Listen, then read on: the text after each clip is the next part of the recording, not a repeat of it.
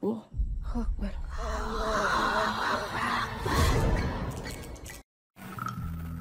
Assalamualaikum warahmatullahi wabarakatuh. Selamat datang kembali di channel cerita horor dan history. Nurul Hayati, gadis cantik yang sebentar lagi menyandang status seorang istri itu, terlihat sumringah karena sebentar lagi akan ada seorang pemuda yang datang melamarnya. Bambang adalah laki-laki beruntung yang dapat menaklukkan hati Nurul. Tak butuh waktu lama untuk menyatukan dua insan yang dimabuk asmara itu. Bambang yang dikenal baik dan sopan itu dinilai sangat cocok menjadi imam keluarganya. Selain tampan, Bambang juga menunjukkan sikap keseriusannya dalam menjalin hubungan dengan Nurul. Setelah antar keluarga saling merestui, maka ditetapkanlah pada tanggal 20 Juli nantinya akad nikah di rumah digelar secara sederhana di mempelai wanita. Nurul hanya mengadakan pesta kecil-kecilan mengingat almarhum ibunya yang baru saja 1 tahun kemarin meninggal. Meski sederhana, namun acara berlangsung sangat khidmat. Nurul tampak anggun berbalut kebaya putih, sedangkan Bambang juga terlihat dengan jas hitam yang melekat di badan atletisnya. Senyuman dan saling pandang terlihat dari kedua mempelai begitu bahagianya hari itu, hari yang sangat istimewa. Bambang dan Nurul 2 minggu sudah mereka menjalani kehidupan barunya. Layaknya pengantin baru, mereka begitu tampak bahagia. Tiada hari tanpa bermesraan.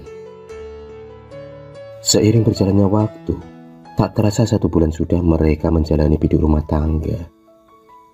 Nurul terlihat bahagia meski ada sedikit yang mengganjal di hatinya.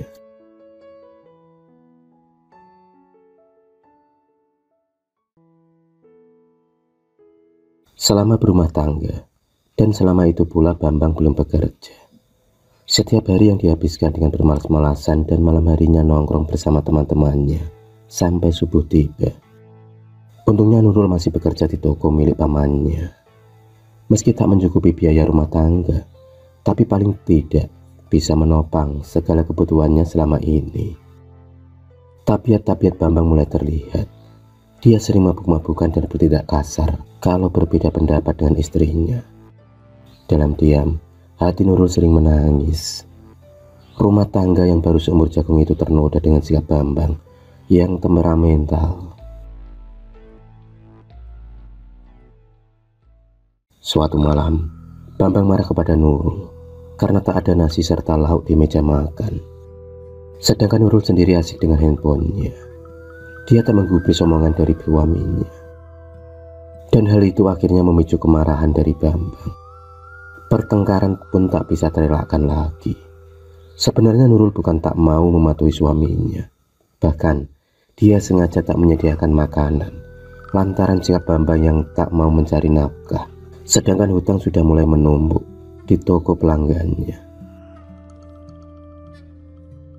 Seperti biasanya, Bambang akan pergi mabuk-mabukan bersama teman-temannya di tempat tongkrongannya sampai pagi.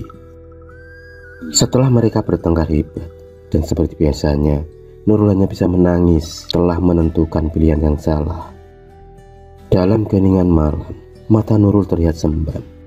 Air matanya masih turun dengan deras membasahi pipinya, hingga tiba-tiba dia merindukan sosok ibunya.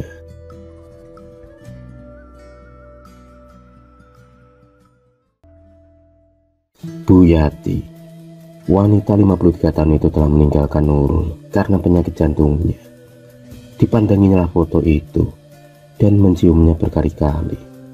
Nurul mencurahkan segala isi hatinya, hingga tiba-tiba dia melihat ada sebuah kotak kecil yang terletak di samping foto ibunya. Dari situlah Nurul teringat perkataan ibunya yang memberinya warisan berupa cincin. Tapi anehnya cincin itu tak boleh dipakai, apalagi dijual.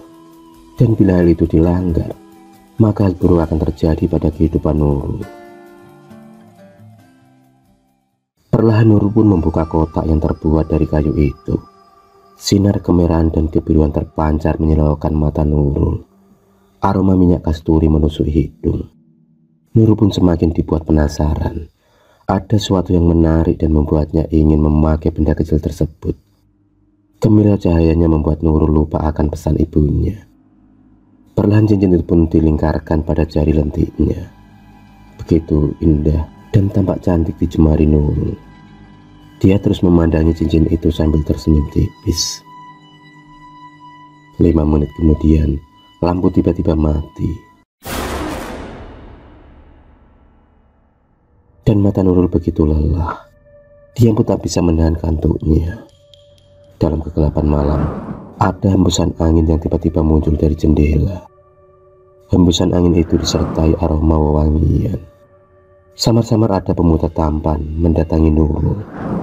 Pemuda itu dengan suara lantangnya memberikan permintaan, di mana Nurul akan diberi sekepok uang asal bisa tidur dengan pemuda tersebut. Entah bius apa yang bisa menghinggapinya. Yang pasti, Nurul hanya bisa mengangguk pasrah akan ajakan pemuda tersebut.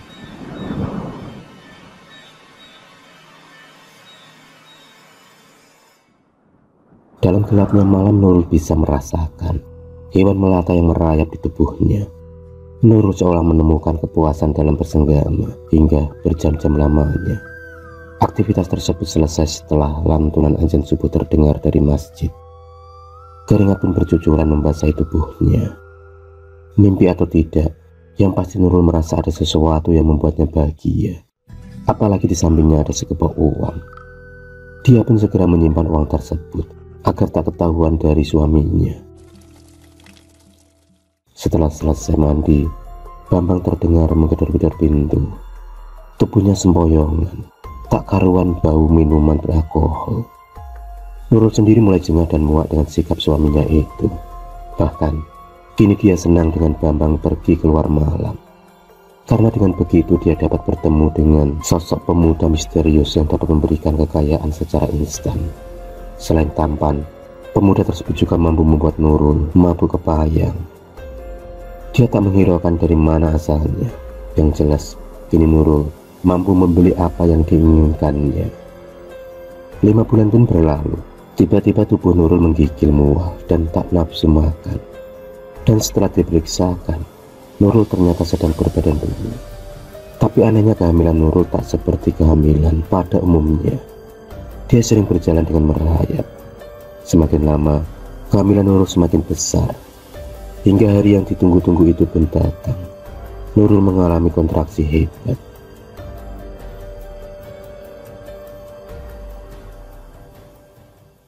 Dalam kebingungan itu, Bambang merasa ada seseorang yang mengawasinya.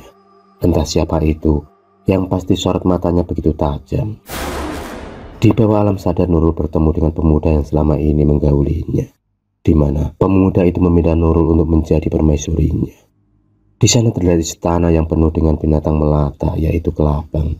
Dan tiba-tiba pemuda yang berwajah tampan itu berubah fisik menyerupai kelabang raksasa, bermahkotakan intan berwarna merah kebiruan, sama seperti dengan cincin yang dipakai oleh Nurul.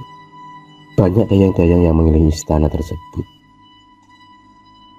Kelabang dari berbagai ukuran memenuhi istana tersebut.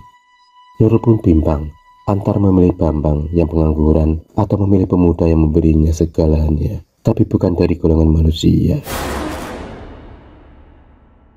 Maka diputuskanlah Nurul ikut bersama pemuda tersebut di istananya yang megah. Meski dia tak tahu jalan yang dipilihnya akan menjerumuskannya pada dunia sesat, tapi hal yang sama akan dirasakan kalau dia memilih suaminya. Nurul akan jatuh dan terpuruk. 30 menit kemudian, tim medis menyatakan kalau Nurul telah meninggal akibat pendarahan hebat. Sedang di sisi lain, jiwa Nurul telah pergi dengan pemuda pujaannya. Dia masuk ke dalam golongan jin dan terjebak dalam hasutan setan.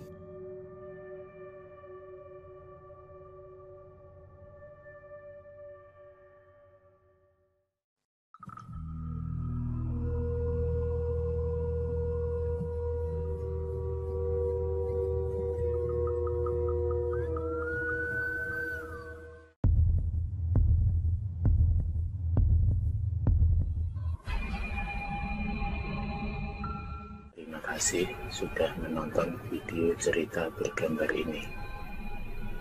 Klik subscribe untuk terus mendapatkan video-video cerita bergambar selanjutnya. Semangat berkarya.